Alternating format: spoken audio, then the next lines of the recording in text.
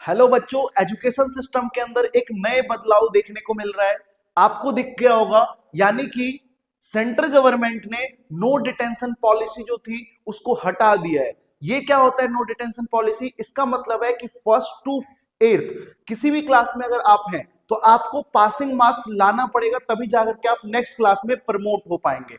और अगर आप पासिंग मार्क्स नहीं ला पाते तो आपको नेक्स्ट ईयर सेम क्लास में पढ़ाई करनी पड़ेगी। इसमें हम देखते हैं कि इस नो डिटेंशन पॉलिसी को जो हटाया गया है इसमें क्या क्या चेंजेस किए गए हैं। तो एक चीज इसमें और भी बोला गया है, गवर्नमेंट की तरफ से क्लेरिफाई किया गया है कि अगर बच्चे फेल हो जाते हैं, ठीक है, तो उनको स्कूल से नहीं निकाला जाएगा। अगर आप एक बार या फिर दो बार, जितनी बार भी आप फेल हो सकते हैं, ठीक है, अगर आप फेल हो जाते हैं तो आपको स्कूल से नहीं निकाला जाएगा। पहला क्लेरिफिकेशन ये दिया गया है कि स्कूल से उनको नहीं निकाला जाएगा, फर्स्ट टू एट्थ क्लास के बच्चों को। और दूसरा अगर देखोगे आप बच्चों, तो इसमें कुछ चेंजेस किया गया है। जैसे मैं आपको बता देता हूँ क्या क्या चेंजेस इसमें देखने को मिल रहा है। पहला ये है कि फर्स्ट टू एट्थ क्लास के बच्चों के लिए ये चीज जो पहले नहीं था, बच्चे अगर नहीं पढ़ते थे, ठीक है, तो कम मार्क्स में भी प्रमोट करके पास कर दिया जाता था, नेक्स्ट क्लास में भेज दिया जाता, लेकिन अब ऐसा नहीं होगा। ठीक है, ये जो देखने को आपको मिल रहा है, इसमें लिखा गया है कि 16 स्टेट्स और 2 यूनियन टेरिटरीज जो है ऑलरेडी इस चीज को फॉलो कर रहे हैं।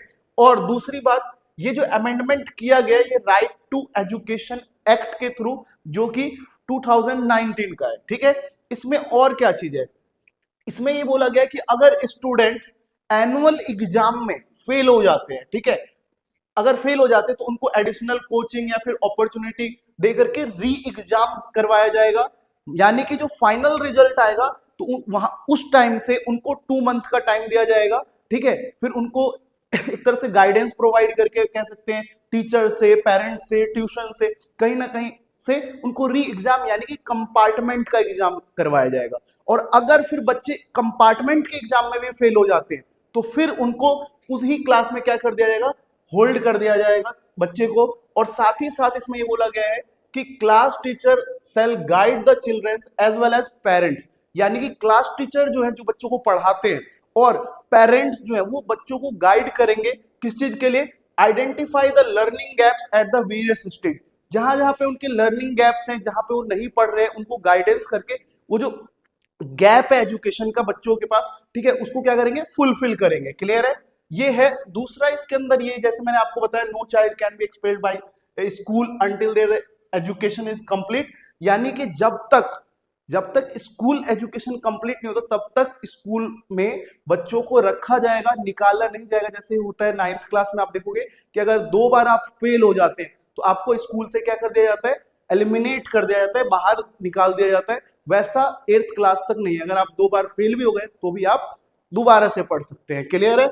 और दूसरा इसमें और क्या दे रखा है, इसमें दे रखा है कि इसमें कुछ 3000 स्कूल्स हैं, ठीक है, जो कि सेंट्रल गवर्नमेंट के थ्रू जो लिया गया है, इंक्लूडिंग केंद्रीय विद्यालय में, ठीक है, उसके बाद नवोदय विद्यालय, उसके बाद सैनिक स्कूल में ये जो पॉलिसी है वो क्या कर दी गई है, हटा दी गई है। क्लियर है?